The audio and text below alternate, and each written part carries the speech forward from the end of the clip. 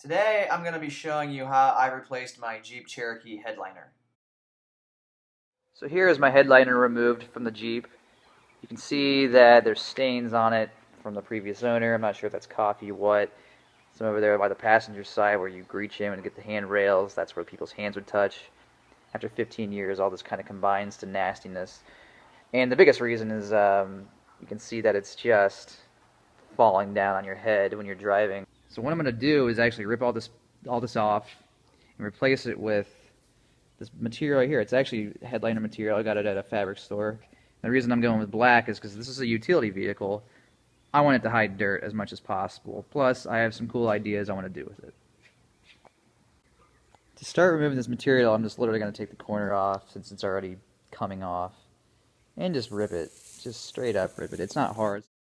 Alright, 3 minutes later and I got that headliner out. Next step is going to be actually removing this leftover foam, which is adhered to the backing of the headliner. And in order for the new headliner to adhere correctly, I gotta get rid of all this stuff. The best way I found to do it was just to kind of take a pig scraper.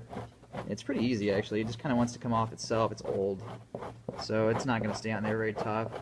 Another thing you could do is, I might use myself, is wire brush. That will help as well. After about an hour of scraping with the paint scraper, I've got 99% of this foam off. It's quite smooth now. There's a little beaded up pieces of foam, but this stuff just kind of moves away once I vacuum it off. What I'm going to do though is, because the paint scraper doesn't get everything, I want to get down and get most of the stuff off as much as I possibly can, because I want this to adhere as well as I possibly can. So I'm going to go ahead and use a Scotch-Brite brush. It's kind of like a magic eraser. It just kind of gets all the little leftover foam things you might have missed off.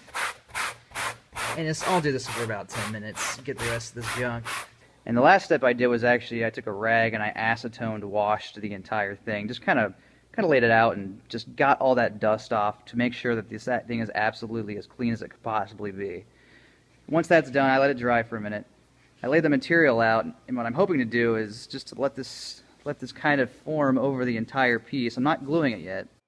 I'm simply testing the material to see how it lays before I start adding glue. Eventually I'm going to fold this in half and start applying glue to each half of the foam and the board itself and try to lay it flat. Obviously you want the foam side towards the board. So right here I'm applying adhesive now to half of it. I folded over half of the headliner over there. And what I'm going to do is lay the adhesive down, spray adhesive. I'm using this Permatex stuff I got from AutoZone.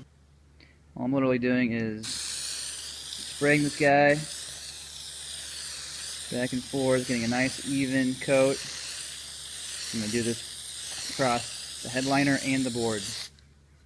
I already laid the first coat down. It took me about 3 minutes. I'm going to let it sit for 5 and put another layer down. Honestly, you should read the can though, because I'm sure they're all a little bit different. And you follow the instructions, it should work fine. And here is 2 coats of adhesive on both the backing and the headliner. Now I went through an entire can of this stuff, so I'm going to have to take a guess. It's going to be probably at least 2 full cans to make this headliner work. Alright, so here's my finished headboard. It's glued on both sides now. Now what I did when I was applying this, you remember how I flipped over half of it, sprayed both sides. And to get it back over and to get it to be uniform like this, all I did was flip over that side and slowly from the middle of the headliner just smooth it ever so slightly. I did it in a line, kind of up, back and forth. Just smooth it out, and that fold just got smaller and smaller. It was over my hand, so you wouldn't be able to see my hand as I was doing it. Just slowly but surely getting that level, getting it nice and smooth, not stretching it or anything, not pulling it, letting it lay wherever it wants to lay, and just smoothing it out until I get to the edge, at which point I can kind of just hit that seam with my fingers, and there you have it. Oh, and one last thing.